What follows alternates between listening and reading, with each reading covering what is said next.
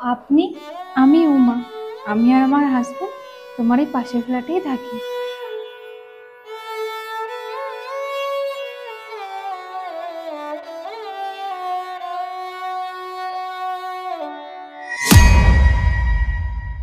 উমাদি আমার ফ্ল্যাটে এলেই না বারবার দরজার দিকে তাকায়, কোনো শব্দ হলেই উঁকি মারে।